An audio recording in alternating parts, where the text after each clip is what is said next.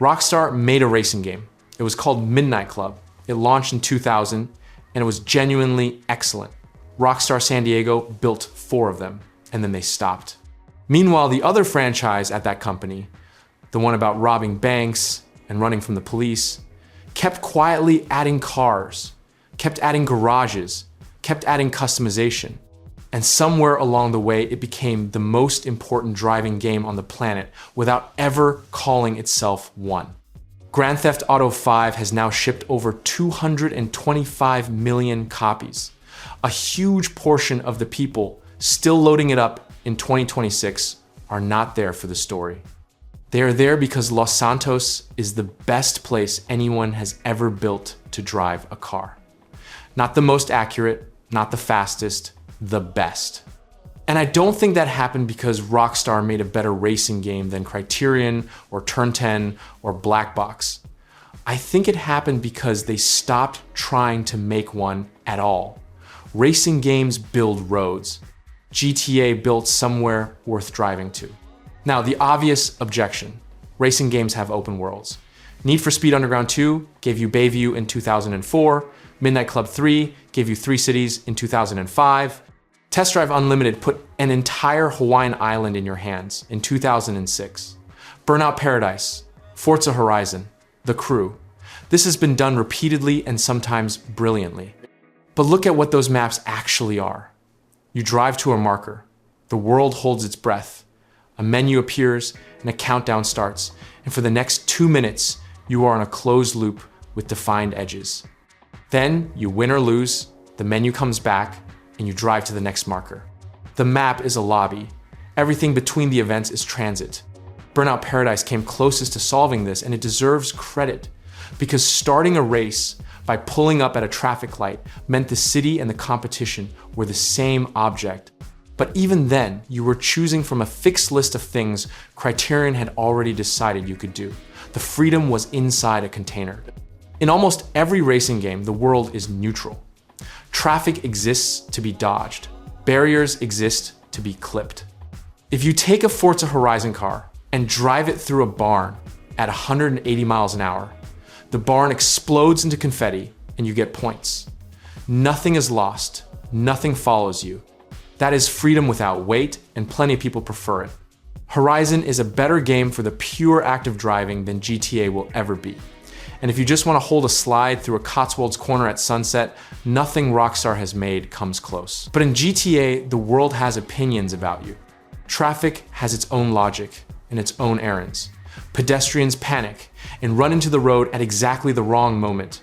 Clip a car at the wrong intersection and the driver gets out and starts something. Cops don't spawn from a race trigger.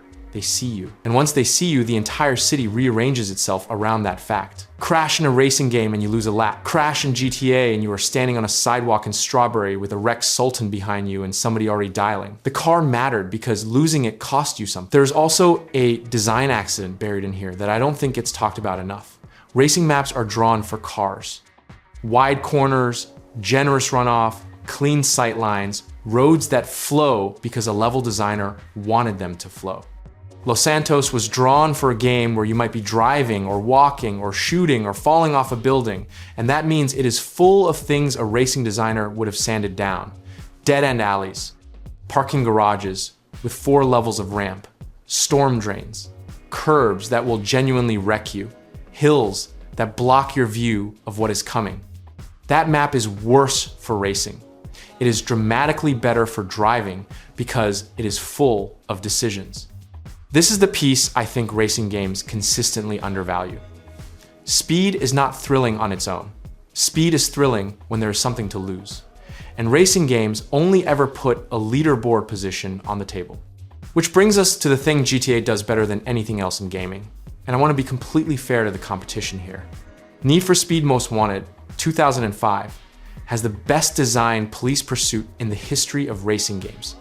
Heat levels that escalate from cruisers to SUVs to federal units, a cooldown system where you have to break line of sight and sit still while the search radius shrinks around you, pursuit breakers that let you drop a water tower on a roadblock. It is tight, it is tuned, and it is still being copied 20 years later. But it is a system with a win state. You escape or you get busted. The pursuit begins because you triggered it, and it ends because you satisfied one of two conditions Black Box wrote down in a design document. GTA's wanted level does not work like that. It escalates open-ended, and more importantly, the escape is not a mechanic. It is a decision tree you build on the spot. You can outrun them. You can ditch the car and go on foot through an alley. You can steal a completely different car and let them chase a vehicle you are no longer in. You can swim. You can drive into a spray shop and come out with a different color. You can climb something and wait. None of that is a pursuit mechanic.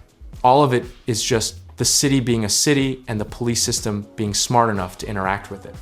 And the reason it works is almost a joke. Rockstar had to build a police force that could handle a player on foot, in a car, in a helicopter, in a boat, in a building, or standing on a roof with a rifle.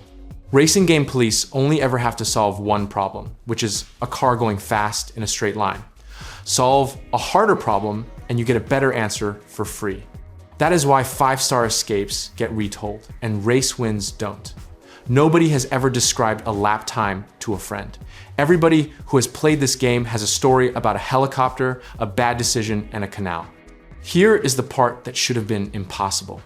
Before Rockstar built a single feature for car enthusiasts, players were already organizing unofficial car meets in GTA Online lobbies, cruising in formation, parking in rows to show off liveries, and getting blown up mid-meet by somebody on a flying motorcycle because there was nothing in the game protecting them.